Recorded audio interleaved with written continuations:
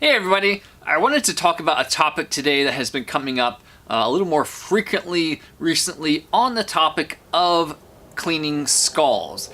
Because there's kind of a slow shift towards cleaning skulls using maceration as opposed to other methods, people are having the question of, or coming up with the problem of their skull falling apart or being really loose. And I'm going to cover that really quickly today, and I'm just going to go ahead and tell you that it's perfectly fine, nothing is wrong, and I would actually kind of expect that in some skulls. So what you may have noticed, if you have run into this issue before, is that your frontal bones here and your parietal bone on the back, there's a lot of play in between the antlers there along your sutures. This is simply because when you clean a skull really well using something like maceration, the cartilage is going to dissipate, it's going to be eaten up by the bacteria, so it's no longer going to be there. So any type of connecting tissue cartilage that was holding those plates together is going to be gone, so you're going to have a little bit more play. This is going to be more prominent in younger animals. As animals get older, generally speaking, the sutures are going to fuse together and there will be less play.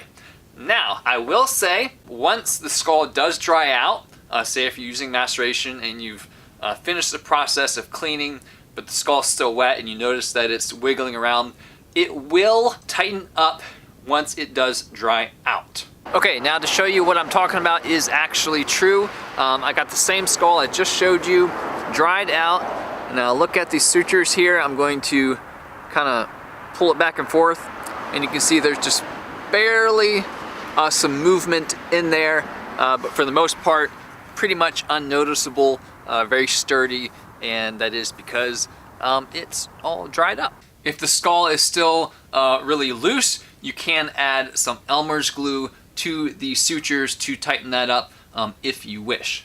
Another thing you're probably going to notice is that the bones on the end of the skull here are going to pop off. These are called premaxilla bones. This is the maxilla bone here. These are the premaxilla bones at the end of the nose here. As well as your nasal bones will get loose. Sometimes they will come out.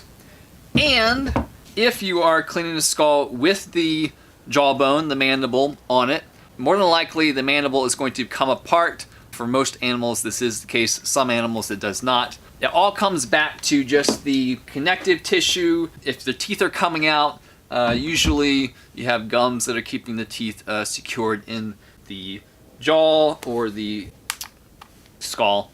So it just comes back to, again, there's a lot of different connecting tissue cartilage that keeps the bones more secure. So once you clean those out thoroughly, you may have some play or the bones will just fall off. So if this does happen to you, which it will if you do any amount of skull cleaning, I do recommend using Elmer's glue to secure back the bones onto the skull. A couple different reasons. First off, it does dry clear, okay? So you won't be able to notice it when it dries on there.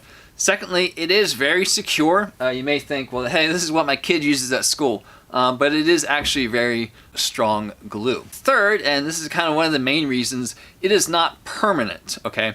Now you may think, well, why wouldn't you want to secure a bone on and have it permanently attached? Because you don't know what the future is going to hold for that skull.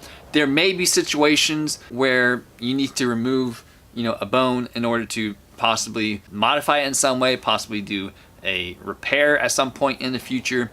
So if you do something like super glue, you just don't have that option because it's attached and you can't get it off without some type of force. But with the Elmer's glue, all you have to do, if you ever have the need, is simply put the skull in warm water, wait overnight, and the glue will dissolve, and then you can remove the bones if you need to. Same thing with teeth. I would use Elmer's glue to attach teeth back into the sockets for the same reason. So don't freak out if bones are falling off, if teeth are falling out.